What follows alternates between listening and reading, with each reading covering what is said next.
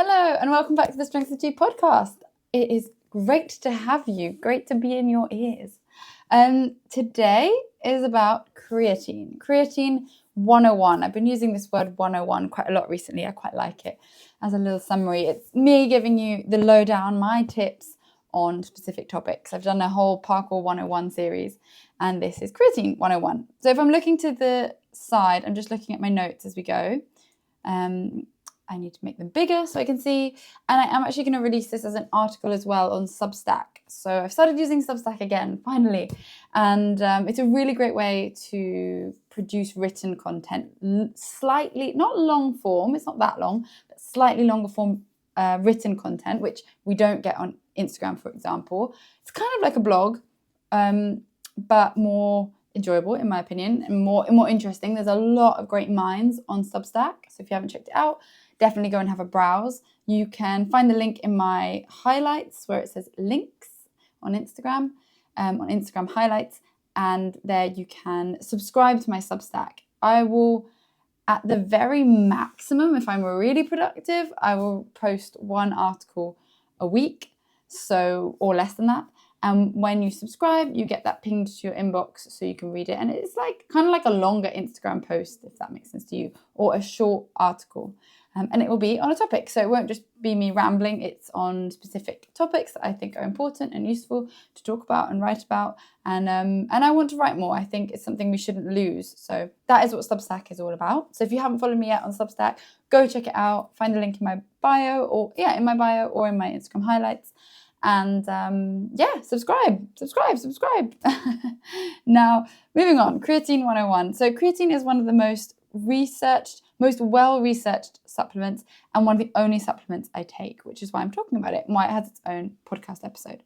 First of all, it's important to be very clear on this one thing. Supplements will not fix your unhealthy habits. Supplements will not make you lose weight, become less stressed, or feel better. What will is eating more fiber, think fruit and veg, and legumes, lentils, and things like that. Eating more protein, think meat, fish, tofu. Not overeating, so not eating too much, except on rare occasions, like Christmas. Exercising, specifically strength training 3 to 4 times a week. So this could be strength training 2 times, running 1 to 2 times, for example, or just strength training. I love strength training. I'm very biased towards just strength training and it makes you feel amazing and really strong. Sleeping 7 to 8 hours a night, or at least lying in bed and resting, even if you're not asleep for the full 7 to 8 hours. And finally, working on your stress. That will look different to different people. Stress comes in periods, comes in waves. If it's all of the time for you, then that is definitely something you need to start prioritizing and working on, booking yourself some time out, because you will burn out. Or you will just live your life feeling like shit. I don't think anyone wants that. These will, without doubt, have the largest impact on how you look and how you feel. So get those right first before you decide that you need to take creatine. Supplements are always the cherry on top. They will not make you feel amazing if the groundwork isn't there, if the foundations are not there. So now that we've got that caveat out of the way, here's what you need to know about creatine. And I think it's a fantastic supplement. That's why I take it. I take very, very few supplements. Right now, the only supplements I take is vitamin D because it is November in England and it sucks and it's dark. It doesn't suck. I'm trying to change my mindset around this. It doesn't suck. It's just darker. It's a darker time of year. We spend a little bit more time indoors. It's also colder, so we spend even more time indoors. Therefore, we don't get much sunlight. So I take vitamin D, and number 2, I take creatine, and that's it. So it is an important one, and it's one I value a lot. I even take it on holiday with me because it's I just have a tiny Tupperware and just put some in there. So yeah, I'm not saying it's not important, but the foundations have to be there.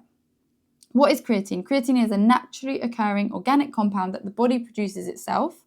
It is made primarily in the kidneys and completed in the liver by 3 amino acids. It's not a protein. Creatine is then stored in the skeletal muscles and used for energy, and also stored in the brain and used for energy. We also get small amounts from food like meat and fish. Creatine helps your body to produce ATP. If you remember from school, I just about remember, but ATP is energy, and which is basically a quick energy for short, powerful bursts, lifting, powerful, explosive movements, sprinting, jumping, pulling, pushing. And the most researched and commonly used form of creatine is creatine monohydrate. So if you're looking at the packaging, look for creatine monohydrate. Why should you take it? Creatine is one of the safest and most researched supplements. The benefits of taking it are improvements in your strength and power. Great, fantastic. Creatine can help you lift heavier in the gym. More muscle mass. Creatine draws more water into your muscles, helping them grow faster, but it also improves recovery. And it also gives you more energy. So it gives you more energy so you can produce more force when you're in the gym and lift heavier.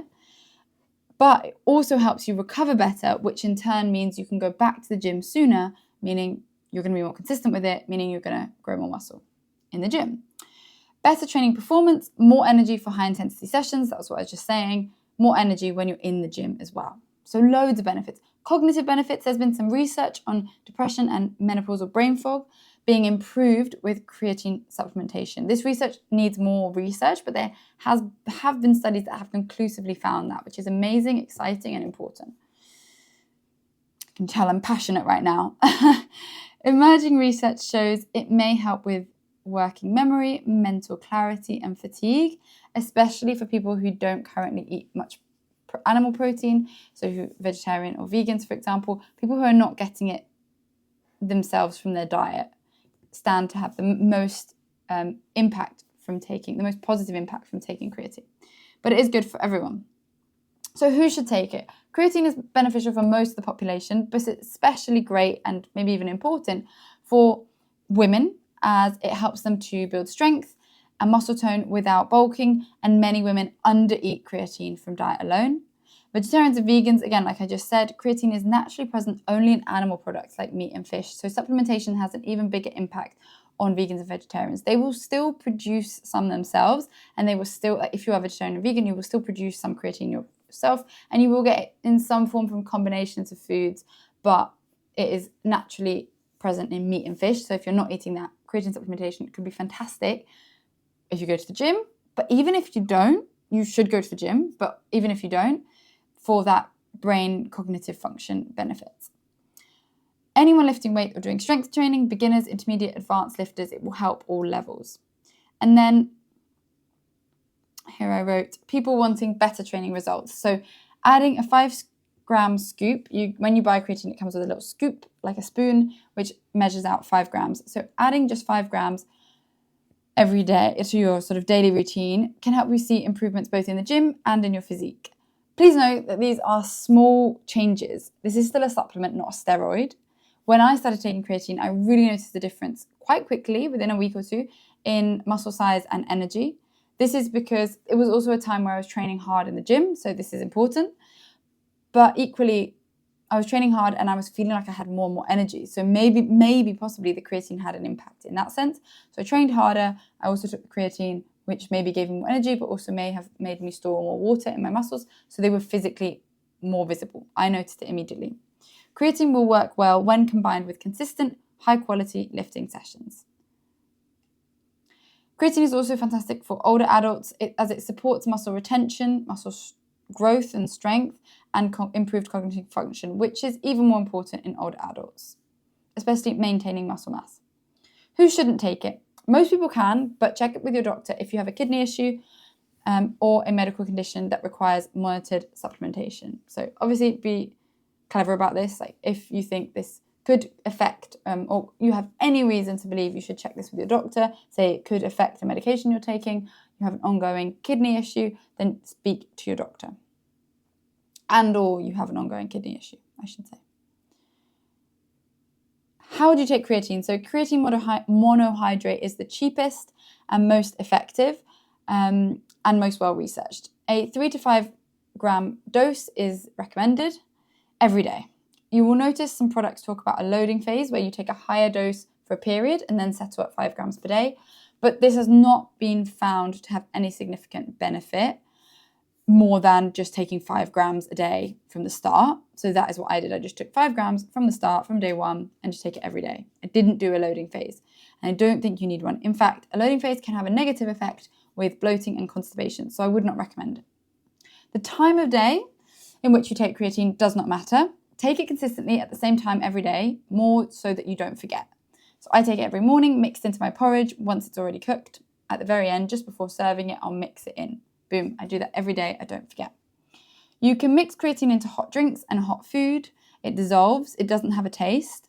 However, what isn't advised is leaving it exposed to heat for a prolonged period of time. So for example, when you're cooking the porridge, you don't want to mix it in from the start, but add it in instead when you're about to serve it, because it can degrade the substance, so change the substance. The same goes for overnight oats. Instead of leaving it to soak overnight in the oats, stir it in just before serving. So it's something like that. Like, have it with food. It's just a bit powdery. Some people dry scoop it and then just chase it with water, but you do get this extreme powdery sensation in your mouth. I prefer to mix it in my oats. I've tried it in coffee, but I don't like it because I can taste the powderiness. But instead, in oats, like in porridge, overnight oats, things like that, you're not going to notice. You don't notice. What about weight gain? So if you have read up about creatine, you will have noticed people talking about weight gain. You may have heard that creatine can cause weight gain. This is true, but it is not fat. That's a very important distinction. Body composition is the amount of fat and muscle that you have, as well as all your organs and your blood vessels, etc. And most of us are striving to grow muscle and reduce fat, or maintain our physique, not gain fat over time. When you gain weight on the scales with creatine, it's not fat. It's water and muscle. Most people, if not all, struggle to build muscle. Muscle takes time. It's a slow process. Don't get freaked out when your weight goes up. Because it doesn't happen to everyone. If your weight goes up on the scales and you've just started taking creatine, because it's a good thing. It means you've gained muscle. I already told you my story. I gained muscle in the first 2 weeks. Great, fantastic. Don't freak out. It doesn't happen with everyone. It will particularly happen with people who have low creatine levels to start with. So for example, vegans and vegetarians. If you notice your weight go up on the scales and you're starting to freak out, look at yourself in the mirror and ask yourself, do you see more muscle or more fat when looking in the mirror? If it's muscle, then great. Or if it's nothing, no change, then great. Ignore the scales. The scales can be can affect you mentally so much, but if you're not seeing fat, if your clothes aren't fitting tighter, then it's not fat. Don't worry about it. Muscle is hard to build, and this is a good thing. If your weight has gone up and it's muscle, this is a good thing. If you still want to drop body fat, that's absolutely fine. Maybe you wanted to drop body fat in the first place anyway, but cutting creatine isn't the way to do this. That's a silly thing to cut, so don't do that. Instead, message me the word fat loss and I'll send you my guide to effective fat loss, and it has nothing to do with creatine. Extra benefit is for menopausal women. So research suggests creatine supplementation can reduce brain fog in menopausal women. Let me say that again. Some research has found that creatine supplementation can reduce brain fog for menopausal women. This is huge. If you experience brain fog, this is huge. Some studies have shown that improvements in cognitive function and reduced brain fog have been associated with creatine supplementation, particularly in groups with low creatine levels, but more research is needed, of course. Creatine can help the brain by improving its energy systems, which can lead to better cognitive function, better focus, better mental clarity. It can be particularly useful in stressful situations such as sleep deprivation, as the brain uses more energy and more creatine during these times. So there you go. There will be more research done, I'm sure. It's a very interesting and developing subject. I would recommend taking creatine. Why not? Like I said, you might not see a dramatic change. I actually did. I would say I did notice it. That could have been placebo. But I felt like I noticed improvements in my energy and muscle. So great. Why not take it? Especially if you have a performance goal or a physique goal, like you want to tone up and lose fat, or you want to tone up and build muscle. All of those reasons are good reasons to take creatine. So yeah, if you have any questions, pop me a message on Instagram at strengthwithg. If you'd like to work with me one-on-one, you can. I have coaching spots available right now. I don't always keep them open because I like to grow slowly and not take on loads of clients all at once. So I do focus on having those 2 to 3 at a time that I can really focus on and make sure they get started and have a good, successful start to their training with me. Coaching spaces are open right now, so message me or go to my website, strengthsofg.com, and you can sign up there. Thanks, and see you very soon for another episode. Bye!